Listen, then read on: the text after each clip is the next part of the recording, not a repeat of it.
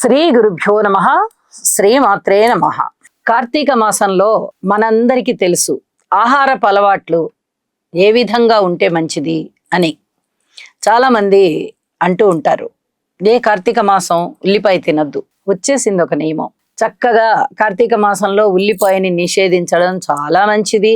వెల్లుల్లిపాయ, ఉల్లిపాయ, మసాలా ఇవన్నీ కూడా పూర్తిగా నిరోధించడం చాలా చాలా మంచిది.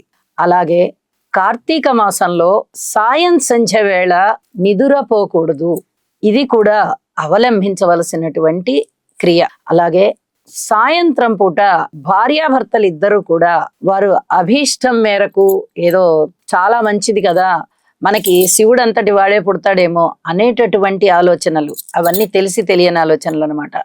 అటువంటి ఆలోచనలతో సాయంత్రం పూట భార్యాభర్తలు ఇద్దరూ కూడా కలిసి ఉండరాదు.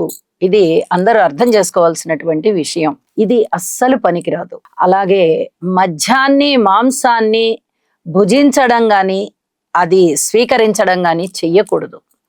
ఈ కార్తీక మాసంలో ఈ నియమాలని పాటించినట్టయితే చాలా చాలా మంచిది. మనం ఎన్ని పూజలు చేసుకుంటున్నా, ఎన్ని వ్రతాలు చేసుకుంటున్నా, ఈ కార్తీక మాసంలో తెలిసి తెలియక గనక ఇప్పుడు చెప్పుకున్నటువంటి విషయాలని మనము ఆచరించినట్లయితే కొంత పాపం అనేది వచ్చేస్తుంది. కాబట్టి కార్తీక మాసంలో ఇటువంటి పనులైతే చేయకండి. ఇది చాలా చాలా ముఖ్యమైనటువంటి విషయంగా తెలియజేస్తూ మరి ఒకసారి చెప్తూ ఉన్నాను, గుర్తు పెట్టుకొని వీటిని ఆచరించండి. శుభం.